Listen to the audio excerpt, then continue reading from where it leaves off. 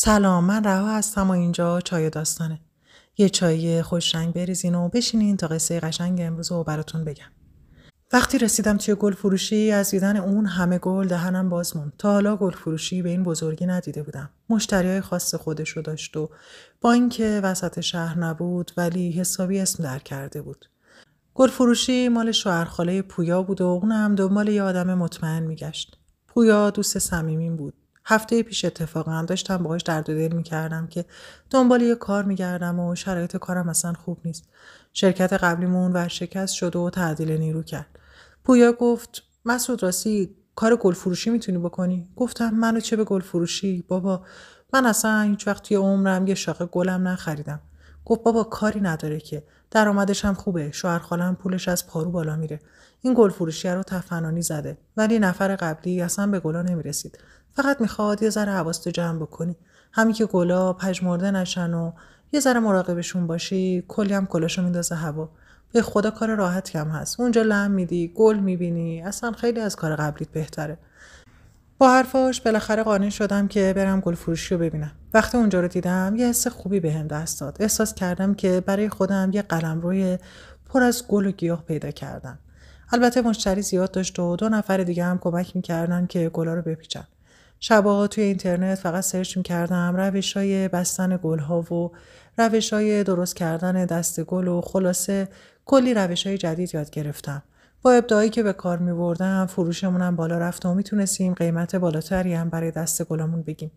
شوهرخاله پویا خیلی ازم خوشش اومده بود. کلاً آدم مدیر و جالبی بود. چندین کارخونه و کارگاه و شرکت تولیدی داشت ولی چون عاشق گل و گل فروشی بود اینجا یه گلخونه بزرگ زده بود. معلوم بود که پول داشته و حسابی ریخته توی اینجا. چون اصلا براش مهم نبود چقدر زمین، چقدر تجهیزات، چقدر ساختمون خرج این گل فروشی بکنه. به خاطر همین هم هیچکی دیگه نمیتونست باهاش رقابت بکنه. کارمو اونجا شروع کردم. هر روز یه لباس خیلی شیک میپوشیدم و میرفتم سر کار. ولی بعد از یه مدت همه چی تغییر کرد. یه چیز جدیدی وارد اون گل فروشی شد. یه روز یه دختری اومد توی گل فروشی که توی همون نگاه اول چشمم بدجوری گرفتش. قیافه خیلی دوست داشتنی داشت. چشماش یه رنگ عسلی با نمکی بود و موجه های بلندش عین دم طاووس پشت چشماش میدرخشید. توی همون نگاه اول عاشقش شدم. نمیدونم چی شد. من اصلا به عشق توی نگاه اول اعتقادی نداشتم. اما با همون نگاه انگار همه دلم ریخت. رفتم جلو. آرایش غلیظی کرده بود ولی خب خداییش خوش قیافم بود. هر کسی با این همه آرایش بازم قشنگ نمیشه ولی اون یه چیز عجیب غریبی بود که دلم میخواست از اون همه گل چشم بردارم و فقط اون رو نگاه بکنم. انگار از همه گلا قشنگتر و با تراوت‌تر بود. ولی خب سعی می‌کردم جلوی شاگردا خودم رو خیلی با ندم. گفتم بفرمایید خانم. گفت یه شاخه گل رز میخوام. یه رز آبی یا صورتی. شاید هم هر دوشو بذارین بد نباشه. بعد با تعجب نگاهی کرد و گفت مسئول قبلی اینجا عوض شده؟ گفتم بله، کاری باشون داشتید؟ گفت نه همینطوری، چون من مشتری ثابتتون هستم. همیشه می اومدم اینجا و یه آقای دیگه رو می دیدم. شما مسئول جدید هستید؟ گفتم بله، خوشبختم، من مسعود هستم. چند روزه که اینجا استخدام شدم. البته تو این چند روز ندیده بودمتون. خنده‌ای کرد و گفت آخه مسافرت بودم. به محض اینکه اینجا باشم هر روز مشتریتونم. انگار قند توی دلم آب میشد از شنیدن اینکه اون همیشه مشتری ثابت ماست و قرار من مرتب اونو ببینم. خیلی حس خوبی بهم دست داد. تازه ترین گلای روزی که داشتیم و به رنگ آبی و صورتی انتخاب کردم.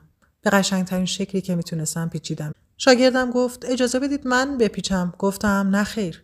مشتریای خاص رو باید به صورت خاص سرویس داد. خانم خیلی خوشش اومد. خنده‌ای کرد و گفت خیلی خوشحالم که مدیریت اینجا عوض شده.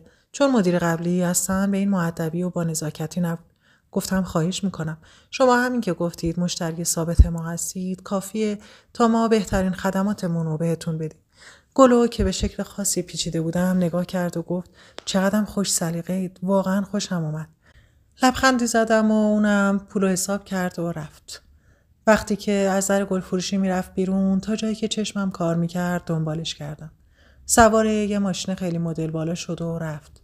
ولی انگار دلم بدجوری پیشش گیر کرده بود.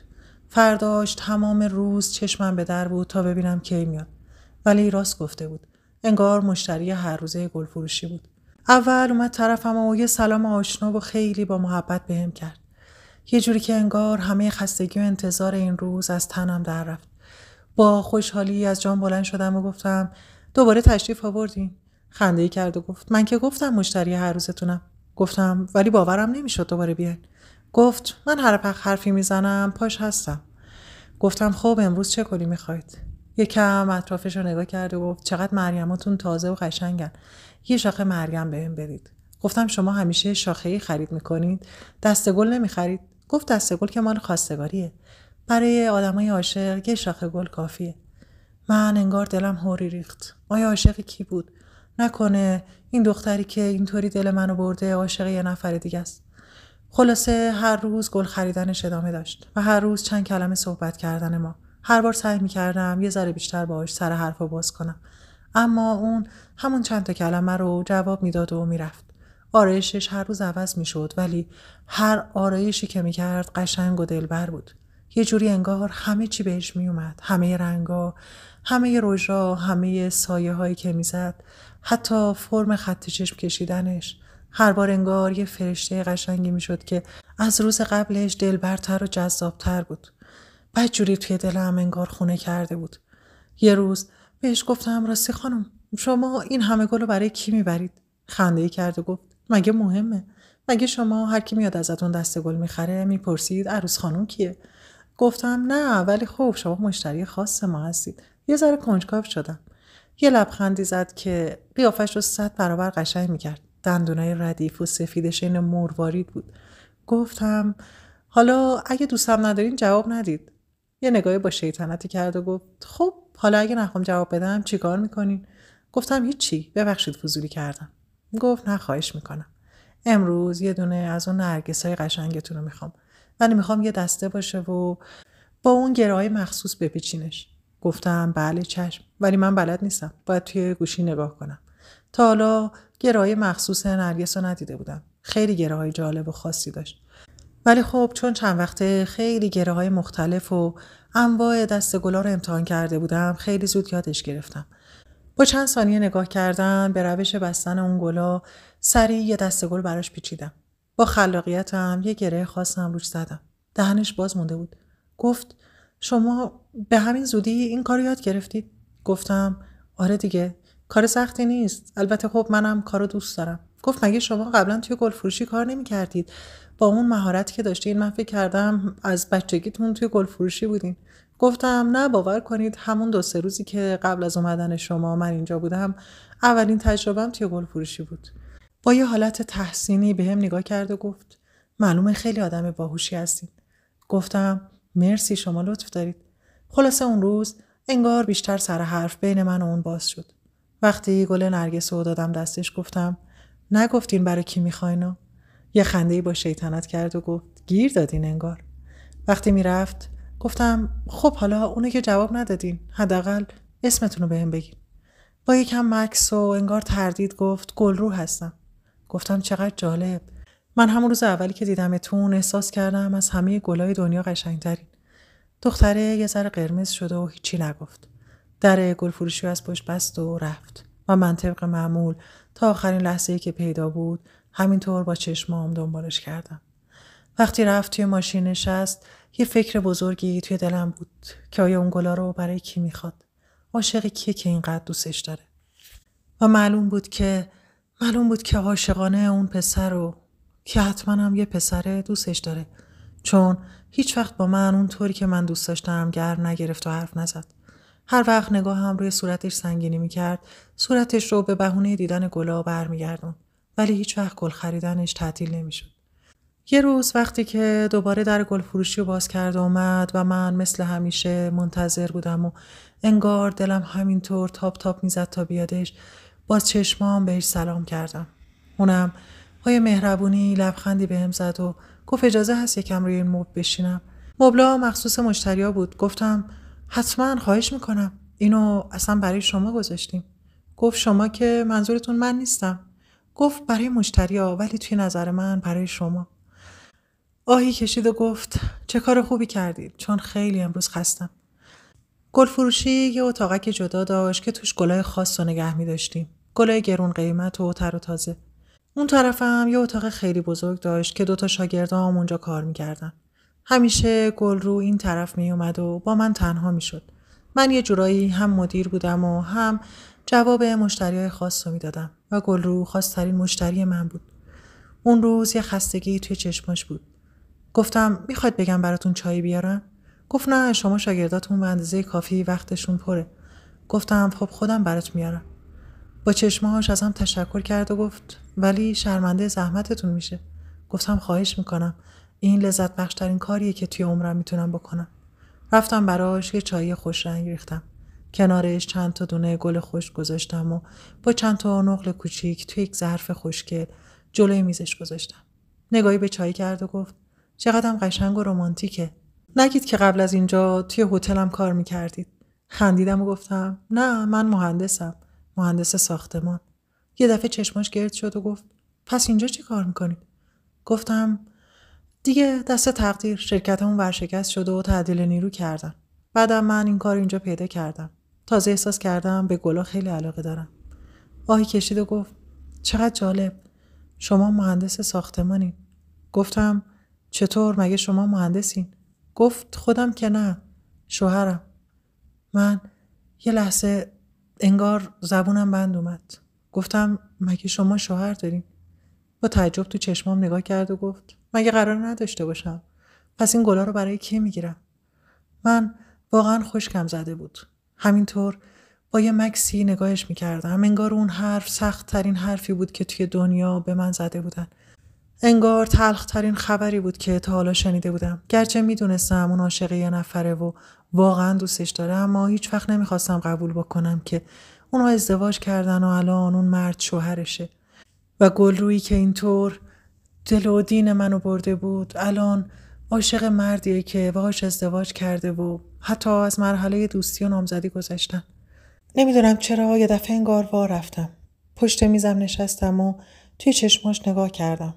گلرو آروم چایشو سر میکشید. با یه حالت خاصی، با یه التماسی بهش نگاه کردم و گفتم خب پس شوهرتون مهندس ساختمانن. چه جالب، شاید من اسمش رو شنیده باشم. گفت نمیدونم، ولی خیلی وقت کار نمیکنن. با تعجب گفتم چرا؟ آهی کشید و گفت قبلا خیلی کار میکرد ولی الان به خاطر یه سری شرایط خاص دیگه نمیتونه کار بکنه. یه غمی توی صداش بود که دوست داشتم بپرسم چرا، ولی نتونستم سوال کنم. سر حرف عوض کردم و گفتم شما خودتون کارتون چیه؟ گفت من پزشکم. گفتم چقدر جالب. پزشک چی؟ گفت من متخصص پوستم. گفتم برای همین همیشه اینقدر تمیز و مرتبین. خنده‌ای کرد و گفت منظورتون چیه؟ مگه بقیه پزشکا شلخته و نامرتبن؟ گفتم نه، ولی خب دکترای پوست بالاخره یه ترتمیزی دیگه ای دارن. از خنده نمیتونست چایشو بخوره. گفت خیلی آدم بامزه‌ای هستین، ولی منم نظرم در مورد شما از وقتی فهمیدم مهندس ساختمانی عوض شد. گفتم مگه قبلا نظرتون خیلی بد بود؟ دوباره خندید و گفت نه، ولی خب چون شوهرمو خیلی دوست دارم، از اینکه فهمیدم شما هم رشته‌شین خیلی خوشحال شدم. من انگار وقتی از شوهرش حرف میزد یه خنجری توی دلم میزدن. البته اونم همین حسو داشت. نمیدونم چرا وقتی در مورد عشقش حرف میزد چشماش یه جوری غم انگیز میشد. بعد شاخه گلش رو انتخاب کرد و بابت چایی کلی تشکر کرد. گفت امروز میخوام براش یه گل ارکیده بخرم. گفتم ارکیده هامون تازن ولی خیلی گرونن. گفت برام اصلا مهم نیست. کیان ارکیده خیلی دوست داره. گفتم اسم شوهرتون کیانه؟ گفت آره. بعد گل ارکیده رو گرفت و رفت و چند روز دیگه پیداش نشد. نمیدونم چرا از دستم ناراحت شده بود یا گل فروشی دیگه ای میرفت. خیلی با خودم کلنجار رفتم. شاید زیادی بهش نزدیک شده بودم. شاید نباید در مورد شوهرش سوال میکردم. شاید حساس بوده و از اینکه فکر کرده من بهش چشم و نظری دارم دیگه نیومده اینجا. گرچه فهمیده بودم ازدواج کرده و شوهر داره، گرچه میدونستم اون متعلق به کس دیگه یه و من اصلا آدمی نبودم که چشمم دنبال زنی باشه که مال یه نفر دیگه است، ولی بدجوری دلم شکسته بود. بدجوری انگار دلم میخواست از اون در بیاد و دوباره ببینمش. دلم انگار خیلی هواشو میکرد، مثل همه روزایی که به عشق اون میرفتم توی گل فروشی و تمام روز در رو نگاه میکردم تا بالاخره بیاد. اون روز آخرین دیدار من و گلرو بود و مدت‌ها از دیدارمون میگذشت. البته اون مدت شاید بیشتر از 1 هفته نبود، اما برای من انگار چند قرن میشد. هر روزی که میخواستم در گل فروشی رو ببندم چند دقیقه دم در وای میسادم. خیابون نگاه میکردم، نکنه ماشینش بیاد. شاید امشب کار داشته و دیرتر میاد. شاید امشب بیشتر مراجعه داشته و سرش شلوغ بوده. حتی چند دقیقه دیگه صبر میکنم تا بیادش. ولی نمیومد. خیلی وای میسادم. گاهی وقتا تا نزدیک ساعت 11 شب. ولی گلرو اون هفته نیومد و هیچ خبری ازش نداشتم. کاشکی شماره ازش داشتم. کاشکی آدرس. کاشکی خبر. یعنی گلرو الان کجاست؟ آیا از دست من ناراحته؟ من که چیزی نگفتم. حدود 1 هفته بعد دوباره گلرو رو دیدم. ولی با یه قیافه خیلی متفاوت. دیگه خبری از اون آرایش نبود. دیگه خبری از اون شادابی نبود. اندازه 10 سال پیر شده بود. قیافش خیلی شکسته شده بود. لباسای سیاهش و شال سیاهی که روی سرش انداخته بود. چشماش یه غم عجیبی داشت. انگار کل اون هفته، کل اون روزایی که من ندیده بودمش و چشم انتظارش بودم، همش گریه کرده بود. باورم نمیشد اون گلروی منه. گلرویی که اون هفته با اون شادابی در این خستگی رفت و دیگه ندیدمش. با دیدنش دلم میخواست برم و زیر بازوهاشو بگیرم. اینقدر ضعیف شده بود که حس میکردم الان میخوره زمین. وقتی اومد توی گل فروشی روی همون مبل نشست و با یه حالت خیلی غم انگیزی به گلا خیره شد و من توی چهره اون بهش گفتم چی شده گلرو خانم؟ همونطور که بغضشو توی گلوش میخورد گفت کیان من رفت. و بعد صورتشو بین دستاش گرفت و زار زار گریه کرد. گریه‌ای که قلبمو داشت از جا میکند. دلم میخواست پا به پاش گریه بکنم. اشکامو از گوشه چشمم پاک کردم و گفتم چرا؟ چی شد؟ انگار حرفمو نشنیده بود. گفت بابت اون گل ارکیده خیلی ازتون ممنونم. اون آخرین گلی بود که کیان با دستاش ازم گرفت. اما دیگه توان گرفتن یه شاخه گلم نداشت. اون روز با چشماش ازم تشکر کرد. برخلاف همه وقتا که با هم حرف میزد دیگه نمیتونست حرف بزنه. آخرین نفسا رو در حالی کشید که اون گل ارکیده روی سینش افتاده بود. نمیتونم اون لحظه رو فراموش بکنم. باورم نمیشه کیانم رفته. باورم نمیشه دیگه اینجا نیست. من آروم روی مبلی که روبروش بود نشستم و توی چشماش نگاه میکردم. بعد از اینکه حقیق گریه‌هاش تموم شد گفت کیان یکی از بهترین مهندسای شهر بود، ولی چند وقت پیش خبر سرطانش همه زندگیمونو به هم ریخت. من همیشه براش مرتب و ترتمیز بودم. همیشه آرایش میکردم و دوست داشت که براش بهترین لباسا رو بپوشم. وقتایی هم که میرفتم بیمارستان عیادتش همیشه به خاطر اینکه آرایشای منو دوست داشت سعی میکردم ترتمیز برم. کیان عاشق گل بود.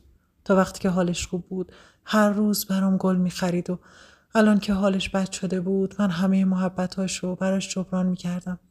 هیچ وقتی نبود که بیمارستان بدون گل برم و تنها و دست خالی پیشش برم. 6 ماه هر روز براش گل خریدم و اون گلا انگار بهش انرژی و زندگی میداد. ولی کیان من نموند. اون ارکیده آخرین گلی بود که از دستم گرفت و الان اومدم تا برم مزارش رو پر از گل بکنم. اون روز گلرو همه گلای باغچه ما رو خرید. هر چی گل داشتیم همه رو برد و قبر کیان و قبر سون رو پر از گل کرد. نمیدونم چی شد که برای بردن و رسوندن گلا همراهش رفتم. قبر سون پر از گل بود. صحنه خیلی غم انگیزی بود. گریه های گلرو، قبری که سر تا سرش گل بود و عکس جوون خوش چهره‌ای که الان توی اون خاک خوابیده بود. روز واقعا تلخی بود و انگار با همه وجودم غم گلرو رو احساس می‌کردم. بعد از مراسم اونو تا در منزلشون رسوندم و تا چند وقت ازش خبری نداشتم. گل فروشی انگار هیچ رونق و امیدی نداشت. انگار فقط به عشق گلرو می اومدم اونجا و حالا گلرو دیگه کسی رو نداشت که براش گل بخره. یه روز دلو زدم به دریا و با یه دسته گل رفتم در خونشون. گلرو نبود. فکر کنم توی مطبش بود و آدرسی از مطبش نداشتم. همونجا منتظر موندم. حدودای ساعت 10:30 شب با خستگی از ماشین پیاده شد. دیگه اثری از اون آرایش و زیبایی نبود. انگار دیگه کسی نبود که بهش عشق بده و امید بده تا براش آرایش بکنه. خیلی وقت بود منتظر ایستاده بودم. نزدیک 4 ساعت. رفتم جلو و از ماشینش که پیاده شد دست گلو گرفتم طرفش. با تعجب تو چشمام نگاه کرد و گفت شما این آقا مسعود؟ گفتم آره، اومدم برات گل بیارم. میخواستم یه ذره از بار غمت کم بکنم. گلرو گلا رو از دستم گرفت و انگار داغ دلش تازه شد. گلا رو بو کرد و دوباره شروع کرد به گریه کردن. گفت یاد کیان میافتم وقتی این گلا رو میبینم. همه سالای آشناییمون روزی نبود که با گل سراغم نیاد و بقیه بیماریشم روزی نبود که من با گل سراغش نرم. چقدر گلا با وجود قشنگی و لطافتشون برای من خاطره تلخی دارن. من بی اختیار دستای لطیفشو توی دستم گرفتم و گفتم ولی گلا همیشه پیام شادی و زیبایی میارن. پیام زندگی. باید کم کم دوباره برگردی به زندگی و گلا رو به عنوان نمادی از زندگی ببینی. گلرو توی چشمام نگاه کرد و همونطور که اشکاش روی گونه های قشنگش میغلطید اشکشو از روی صورتش پاک کردم و گفتم زندگی هنوزم جریان داره و من هنوزم دوستت دارم. گلرو هیچ جوابی نداد. فقط چند ثانیه یا شاید چند دقیقه ما توی چشمای هم خیره شده بودیم بدون اینکه هیچ حرفی بزنیم.